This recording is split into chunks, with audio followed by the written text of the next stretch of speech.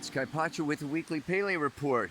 This is a special edition for the eclipse that's coming tomorrow. Tomorrow is June 10th, 2021, and it's eclipse. The eclipse is to do with the moon's nodes, as I wrote in the lunar planner extensively, and we'll talk more about this weekend in a live Zoom call. The south node of the moon is the past. I'm looking at the path where I have been. There is my past, the south node of the moon. The lunar eclipse 2 weeks ago, right? And, you know, for today's report, I really wanted to find a cave. There are some caves around here, but it's quite a distance, and I'm just going to kind of take this this place that to me has a little bit of that darkness, a little bit of the shadow going on, which the mantra talks about, and the eclipse is about, and these times in Gemini is about, and I'm going to talk about today. So that lunar eclipse is at 19 degrees 47 minutes of Gemini, and it's conjunct Mercury. Mercury is right there with it, and they are all three of them squaring Neptune over there in Pisces. Whoa, I mean, we could talk about that for a couple hours. In addition to that, though, you know, Venus, you know, has moved into Cancer, and she is coming into a square with Chiron on Saturday. And Mars is moving in out of Cancer. Just as Venus comes, you know, into Cancer, Mars says, I'm out of here. And he goes into Leo, right? And, you know, with that going into Leo, he in conjuncts 150 degrees away from Jupiter. Up there again, still in early Pisces. So the sun exactly squares Neptune on Sunday. And the other aspect that's really going on is Black Moon Lilith is moving along rapidly. She jumps out of Taurus this week, comes into Gemini, and conjuncts the north node of the moon on Sunday. At the same time that the moon, you know, the moon has moved, you know, through the eclipse in late Gemini, goes into Cancer, and opposes Pluto. So Sunday is a very big day. As well as, I mean, Jesus, this whole eclipse season is really big, okay? But, you know, last but not least, going on kind of as a huge undercurrent through this whole time is Saturn square Uranus. And that first originally came around, I mean, it's going on all year, but it was February 17th was the first pass, 7 degrees to 7 degrees. Aquarius to Taurus, the fixed signs. And then June 14th, 13 degrees with Saturn retrograde. Then Saturn goes around and turns direct.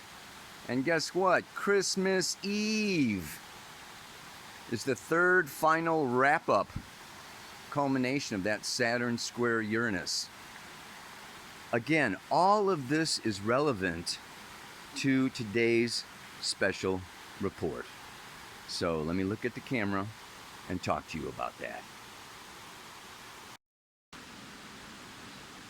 All right, everybody. So, where are we now? We are approaching the eclipse, and that is why this report has so much to do with the shadow. What is the eclipse? The eclipse, the solar eclipse, is when the moon comes in between the sun and the earth, right on the ecliptic. I mean, like right near the north node where the path of the moon crosses the ecliptic. And it blocks out the sun. And that casts a shadow on the earth. It's only about 90 miles wide or something, so it's, you know, you can't see it everywhere on the planet, but it is a shadow. It's interesting. I woke up this morning and I went onto Google and said, define shadow. And, shadow is a dark, a darkness cast by an object blocking the light. We can put this in psychological, spiritual, soul, astrological terms, and we can say that it is the ego that blocks the solar spirit from fully coming through us and expressing itself through us. Gurdjieff said that, our consciousness is less than 10% of the mass of our brain. Our ego is less than 10% of our totality of consciousness. That other more than 90% is unconscious. And that unconscious is deep down within us, and it reflects the shadow. And the moon's nodes where she crosses the ecliptic, and the eclipse season that we have been in, and are kind of, really still, we are in the thick of it. It has to do with past lives, choices and decisions and karma that was put into place by what we have done before. And it comes into this life as unconscious. And if you've been with me for a while, you know that my whole thing is about what is life. The purpose of life is making the unconscious conscious. So we want to take that 8% ego mass of the brain and become conscious of our totality. Ow! And then there's no more shadow. There's no more dark. There's only the light of the solar expression of spirit in and with and through matter. Now, what does this have to do with Gemini? What does this have to do with, Saturn? There's so much I really want to go into the mythology of Gemini today, because let's look at this North Node in Gemini. First of all, we have to say that the South Node lunar eclipse 2 weeks ago was stirring up and bringing up impulses, subconscious needs, shadow elements from our past lives. And it's like whenever something happens in this life that you can't explain, it has its roots in past lives. So, our psychology only goes so far before we need to go into our spiritual tools and techniques for uncovering the deeper layers of the unconscious. So, a couple of weeks ago, this lunar, the moon on her own south node, these last couple of weeks then have been bringing up, stirring up, raising up. It's like the bats. The bats woke up. I was over in Tel Aviv, and there was this cave of bats. I won't forget. It's kind of on the beach, down at the end of the beach. I think is a way. Anyway, it's relatively famous and it's well known. Anyway, we went there and it's full of bats, and almost like in unison, something will startle them or awake them, and whoosh, huge black cloud comes out of the cave. It scares the shit out of you. Wow! This is the unconscious. This is the shadow. And what makes the shadow, this has a little bit to do with Saturn and Uranus now, because our ego, we need to live in a family. We need to live in a society. We need to live with other people. And there are social, religious norms, ethics, morals, consensus viewpoints of what is acceptable and what is not acceptable. And we need to block, we need to suppress, we need to fit in, or we need to belong, or we need to act correctly. if we're going to get that job, if we're going to make that money, if we're going to have that relationship, you know, we need to act a certain way according to the norms of our constituents, shall we say. And so we suppress some of the less desirable traits or aspects of ourselves. And this is what becomes the shadow.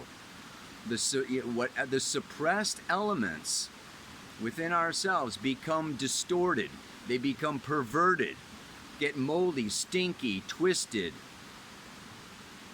And they get projected outside of us, onto other people, onto society at large, onto governments, religious institutions, teachers, preachers, you name it.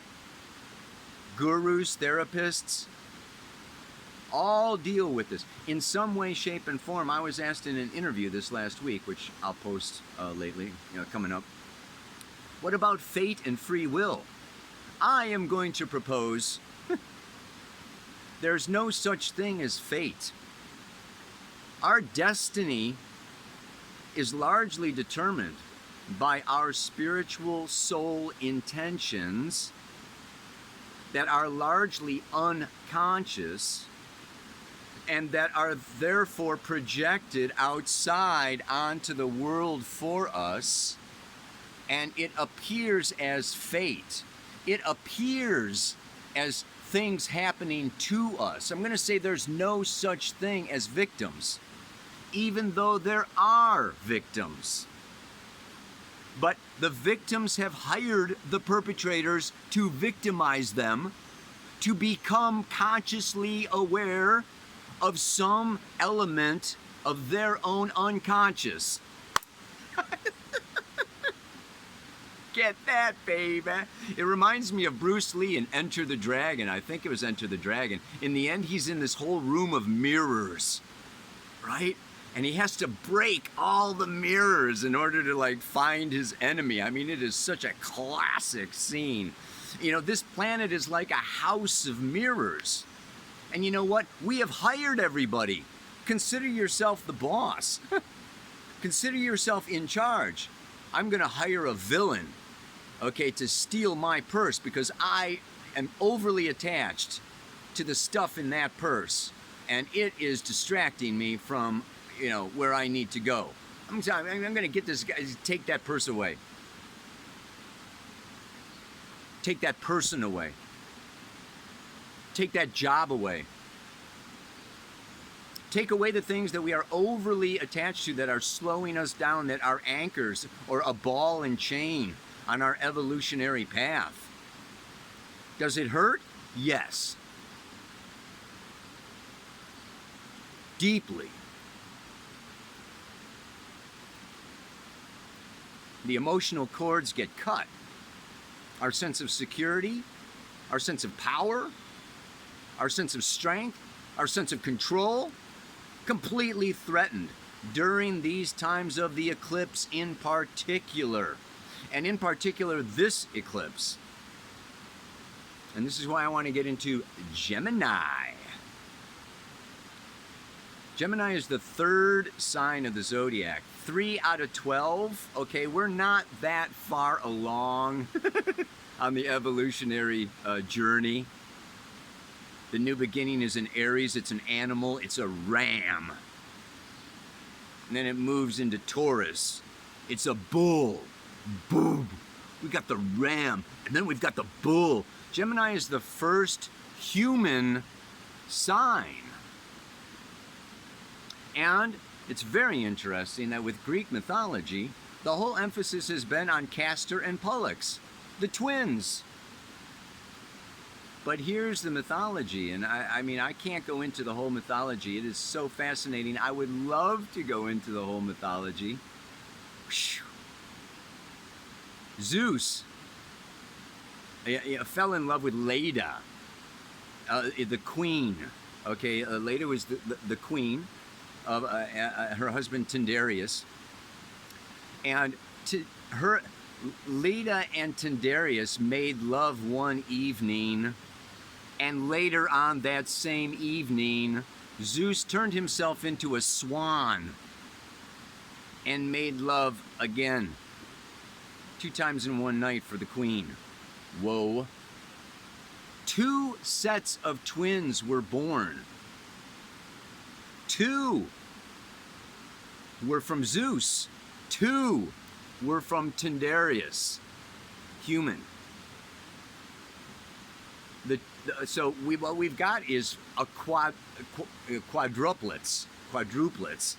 a quaternity to deal with here that has been largely ignored, yes, in the astrological interpretations.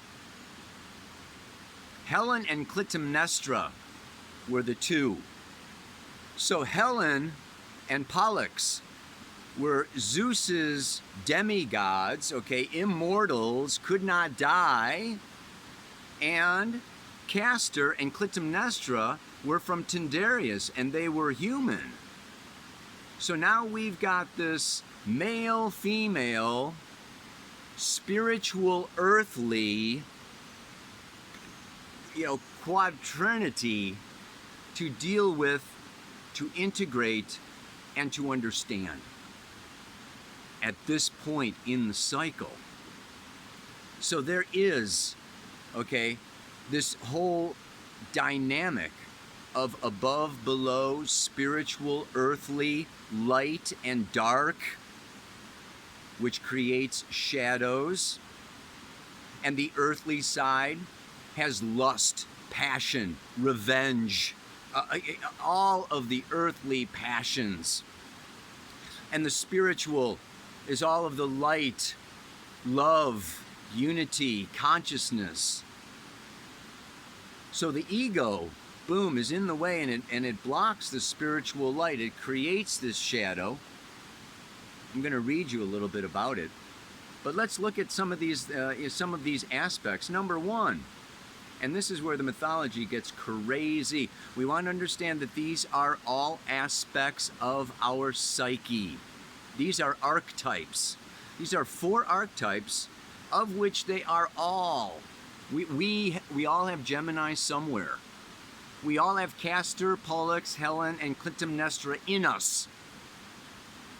And this eclipse on this north node of the moon in Gemini, and Black Moon Lilith on the north node of the moon in Gemini, is bringing up our need to see, to own, and to understand that we are on an evolutionary journey. We are on an evolutionary path to integrate all of these elements. So where are we? First of all, Castor and Pollux, they were not they were both, of course, warriors. This is, Greece, the whole masculine energy. They were horsemen. Pollux was a boxer. But you know what they did? Even though 2 women were already betrothed to their cousins, they stole them as their own and took them away. And this, of course, angered the cousins, and there came this whole thing where, basically Castor got killed, and Pollux, they're always together in all of mythology. So Pollux super wanted to be with his brother, and so Zeus said, well, you can be together, but you have to give up your immortality for half the time.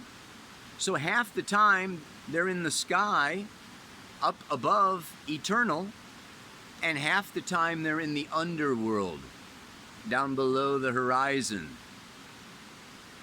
So half of the year, right, Pollux brings Castor up into eternity, and half of the year Castor pulls Pollux down into the underworld. So again, we have this back and forth, the sine wave, the square wave, between the eternal and the temporary, between the spiritual and the earthly ego. We've got this whole thing going on. Now let's look at the women. Oh my goddess. Right? Helen, the immortal, was the face that launched 1,000 ships. Whoa. the beautiful Helen. If you will remember, this actually brings in Eris, the goddess of discord, who threw the golden apple to the fairest in the party that she was not invited to, and it was Aphrodite, Hera, and Athena. Anyway, that's a whole nother story, but they chose Paris. Aphrodite, basically, they all offered Paris, well, Zeus was like too afraid to make the choice. You know, he didn't want to piss off one of the guys, two of the so he brings them up onto this hillside where Paris, who is the son of the king of Troy, is out there on the hillside shepherding the sheep. And the three goddesses are thrown out there. And Zeus says, you figure out which one is the fairest. So, the goddesses each offer him anyway. Aphrodite offers him the most beautiful woman in the world, which of course is Helen. And he chooses her as the fairest. So he gets Helen. The only problem is Helen is married to Agamemnon. King Agamemnon. Super powerful king. And here's where the mythology gets really interesting, because there are different versions. One version is that Paris went down there and he, while Agamemnon was away, he made love with Helen. They fell in love and he convinced her to elope. And so he took her back over to Troy and started the Trojan War. The other version is that he abducted her against her will. And that then started the Trojan War. So it's very fascinating that we have this kind of thing, because here's the thing with Helen. Passive. One way or the other, she did not engage, she did not decide. She was, she was carried off, or she gave into, her instinct, or, his will. But she was a passive, kind of beautiful, spiritual, passive passenger that created the Trojan War.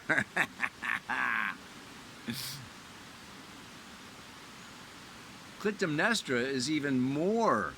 So there's the godly Helen, the beautiful godly Helen. Then we have Clytemnestra, who, she was raised, and she fell in love and married. And then King Agamemnon saw her, fell in love with her, and killed her husband, and took her away to become his wife. And then, since Agamemnon, before pissed off Artemis, he's ready to sail his ships off to fight the Trojan War, and there's no wind. And Artemis says, if you sacrifice your daughter to me, I will give you winds so that you can sail off to war. So he tricked Clytemnestra and had her send their daughter, and he actually sacrificed her. Actually, he had one of his men sacrifice her on the altar of Artemis. Now, Artemis snatched her away just before she died, which nobody knows about, but she was rescued by Artemis. But still, the act of sacrificing Clytemnestra's daughter and having killed her ex-husband, well, I mean, not her ex, it was her husband. I mean, it's like, so this Agamemnon, anyway, when he comes back from the Trojan War, Clytemnestra he was gone for 10 years, and she fell in love with another guy, and that's a whole nother story. He's got issues with Agamemnon also. Sounds like Agamemnon was a real, anyway. He had a lot of enemies, and probably not for, not for no reason. Anyway, when he came back, again, there's a discrepancy. One is that Clytemnestra killed her husband Agamemnon. Out of revenge, she used a double-bladed axe, just like a ceremonial killing, like her daughter. That's the one Homer's version, I think. The other version, Orestes or whatever, says that she had her lover take him out, but they threw a net over him in the bath and they killed him. Either he killed him or she killed him. So here we have this human Clytemnestra with her revenge, or was it justice? Well, this is up to the reader. This is up to us. This is up to, was she justified, in getting back at him for the evil that he had done, or, okay, was she just again passive and let her man, kill him, and but there is this. One way or the other, she's willful, she is strong, she is passionate, she is more active, we would say. So we've got this spiritual Helen that is passive, creating war and death and violence, and then we've got Clytemnestra, the willful, earthly, passionate one, who's also creating all kinds of destruction. I mean, and then we've got Castor and Pollux, that were stealing bulls from these guys and started another war. It's just like, think of all these different aspects and elements as part of our own unique individual psyche. And think of Black Moon Lilith now coming up to the north node of the moon. And think of this solar eclipse as opening the gates of hell, opening the gates. It's like this, there's an ancient, and this is deep within our reptilian brain, through a long history. Eclipses have been seen as evil times, as dark times, where the sun is swallowed. The solar eclipse, right? I mean, this is where, sacrifices were made, and it's, it has been associated with plagues and probably pandemics. I mean, whatever, disasters. Painful. Serious. And this shadow element is what? The shadow element is what we have suppressed in order to be accepted, in order to be loved, in order to look good, in order to belong, But it is, okay, in some ways, it's, some of us are maybe more on one pole than the other. We may suppress our spirit. Well, this is the other side. There is this part of us that wants to escape outside time and space, go back to the infinite spirit, and not deal with the shadow or the earthly element or these sexual, sensuous, physical bodies and money and blah, blah, blah, blah, blah, blah, blah. What are the three taboos that are mostly around this shadow element? Sex, money, and death, right? These are the things that people, let's not talk about how much that cost or how much I spent or, who I slept with or, about people dying or myself dying or suicide or, it's just all kinds of taboos around these subjects. And we can understand that. Let's just look at one example I could use is money. So, we're taught with a lot of religions, at least I was taught, right? It's easier for a rich man to get through the eye of a needle than to get into heaven. Money is the root of all evil. So, there's this kind of social thing. Don't be greedy. Don't be selfish. Don't be a narcissist. Don't be grabby-gurdy, right? That's bad. And yet there is this other aspect within each and every single one of us. And it is the ego that says, hey, I got to survive. I got to buy groceries. I need a car to get to work.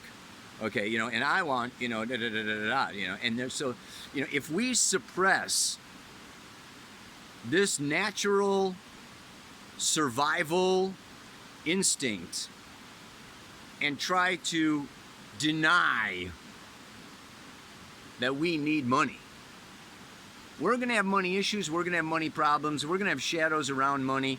We're going to project, okay, Bill Gates and Elon Musk and, all these billionaires, Bezos or whatever, they're all, bad, evil, because they got money.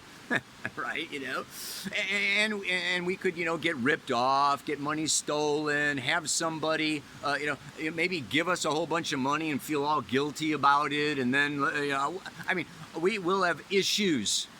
I'm saying, we'll have issues around that. And you can apply this to sex, you can apply this to death, you can apply this to all kinds of different areas and realms, and this is a time during these eclipse seasons where the unpredictable, shocking, surprises happen, personally and collectively. Now, I will say that it has to be really, it has to be aspecting one of your natal planets or one of your angles, ascendant, midheaven, descendant, or IC, or particularly your personal planets, Sun, Moon, Mercury, Venus, Mars, or of course your nodes, to get a real personal experience right now of what you have suppressed, what you have denied, what you have locked up inside of you, what you need to contact, what you need to integrate.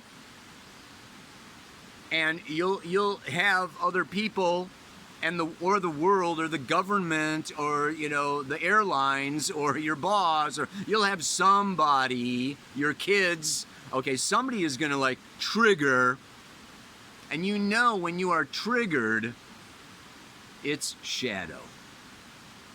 And when you blame or judge, you spot it, you got it, right? So this is all about making our unconscious conscious. So during this eclipse season, the bats are awoken. Whoosh! Shit hits the fan. Whoosh! It's very scary and very insecure, and it feels like fate. But it's not. It's destiny. It's soul driven, even though the soul is unconscious. And so it appears as fate. I want to read to you a little bit out of this book. One of my favorite books, Mythic Astrology. Astrology, Powers in the Horoscope. I bought this ages ago by Ariel Gutman and Kenneth Johnson. Wow, it's so great, man. Lots of pictures, a lot of mythology, lots of stories, okay? Today we think of Gemini primarily as a sign of intellect and of duality. The symbolism of the intellect, of course, is derived from its ruling planet Mercury. The duality of Gemini has to do with the fact that this is a double sign, twins. Hence, it often represents the conflict between the ego and the shadow in any given personality. The ego strives always to take the conscious path, whether founded in the individual will or in the mores of society at large. The shadow, our hidden side, represents all the values we have repressed or refused to acknowledge as our own. Values which can be either feral and violent or spiritual and transcendent, depending upon the value system we have used to shape the conscious ego. The shadow side is always creeping out of darkness and into light in the Gemini type personality. This is why we think of them as changeable, inconsistent, and potentially treacherous. Though the myth of Castor and Pollux gives us little information in regards to this duality of shadow and self, the feminine manifestation of the myth is much clearer. The Gemini twins were part of the fourfold quaternity: Helen and Clytemnestra. Helen, the daughter of Zeus, is beautiful and passive.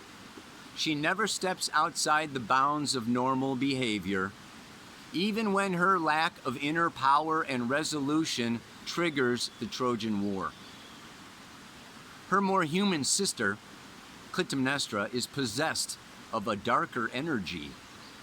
She murders her husband, King Agamemnon, upon his return from the Trojan War. I talked about how that's maybe, maybe not, right? Okay. But if she is darker and more violent in temperament, she is also filled with a stronger will. The duality of the two sisters is only too apparent. Helen is godly but passive. Clytemnestra strong but motivated only by her passions and desires. Or revenge and justice. Separately, they can only produce destruction, whether through action or lack of it. It is only when will is united with spirituality that positive, directed action can take place. Uniting above and below the spiritual and the human, the godlike passive and the passionate active. This is the masculine and the feminine. I mean, we are caught in the maze, the matrix, the middle of, let's understand that all evolution on this plane occurs through polarity. We got to deal with these polarities and not get pulled too far in either direction, but hold. Whether it's, the representative of man with Lucifer and Ahriman, or just, wherever, we're in between. We're angels and demons, as Dan Brown. I love that book. Anyway. So that's just some thoughts for today, right? My shadow is like a cave full of bats, silently waiting in the dark. A part of me that will break free and shock me awake with a start. Trauma, Uranus, sudden unpredictable events, square to Saturn, the conscious ego trying to maintain control and do be conscious.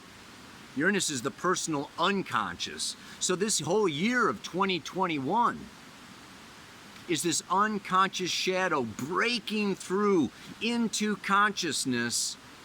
And what are we going to do with it?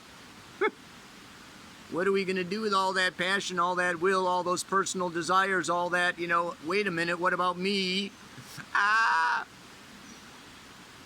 And our grasp and control of our lives or reality or our future or, our situation severely threatened,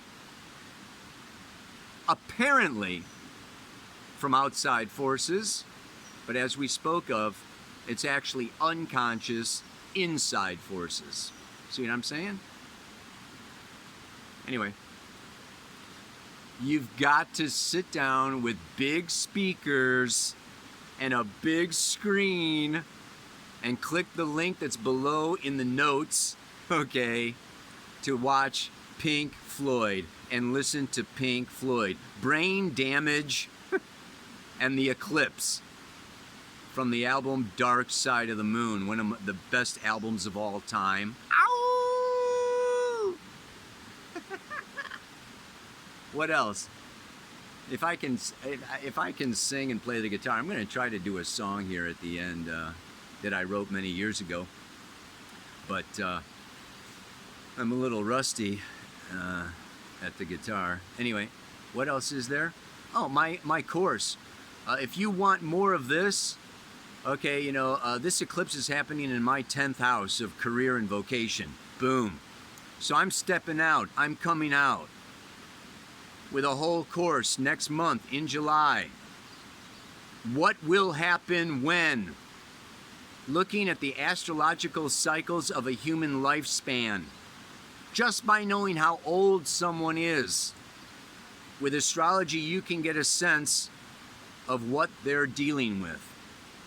And of course, that course is going to go a lot deeper, a lot farther, and it's even part of my bigger school that I'm putting together. But it's it's a whole weekend, 14 hours, and yeah, it's a lot of worksheets, a lot of, anyway.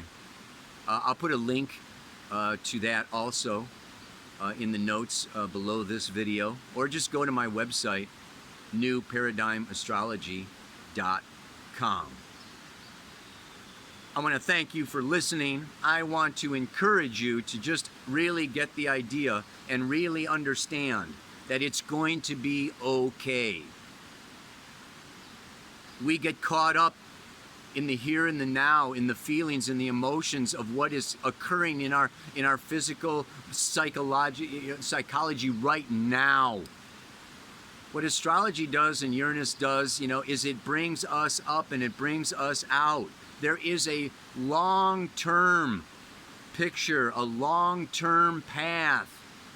Hindsight is 20/20. 5, 10, 20 years from now, we're going to look back and go, oh, yes, that was super painful. Yes, that was hard. Yes, that hurt. But thank God that happened.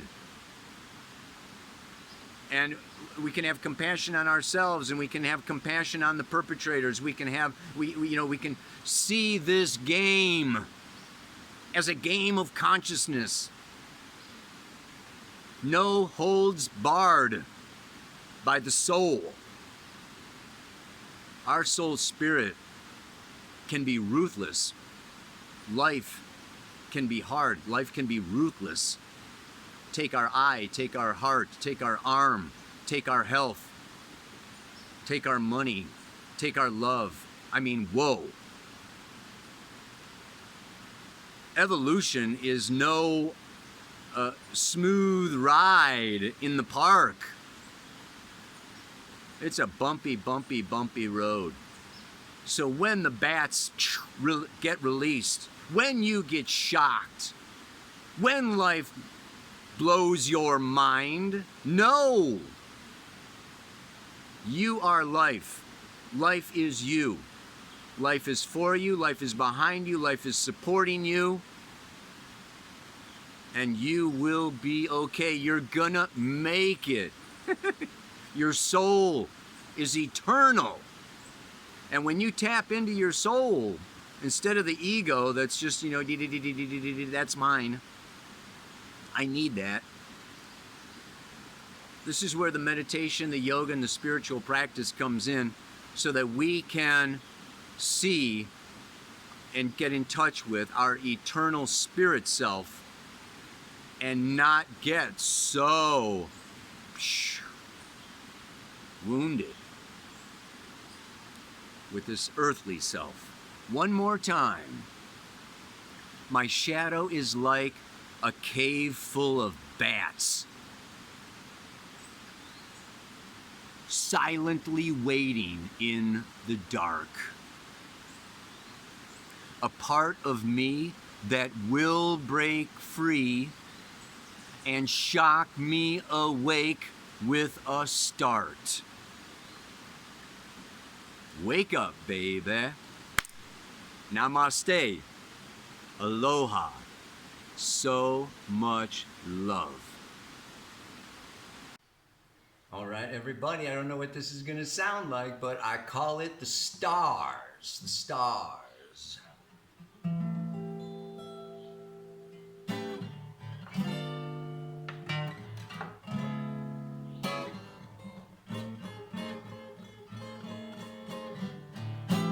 I've been out looking at all those stars.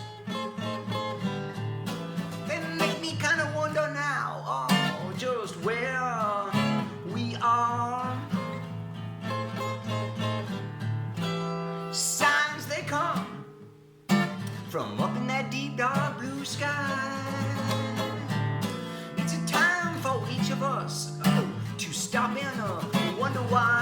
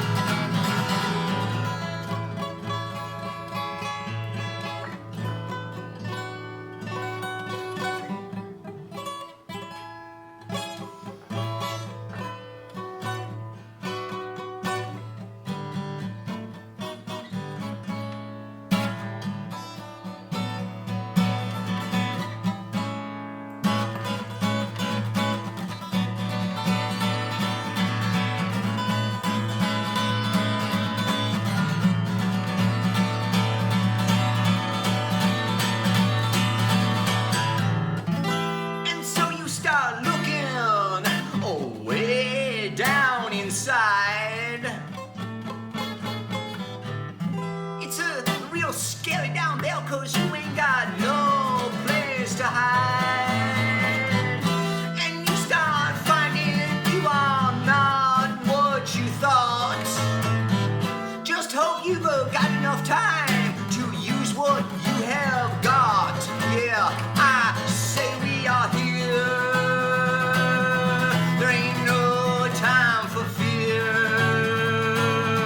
We are here for to give and to live.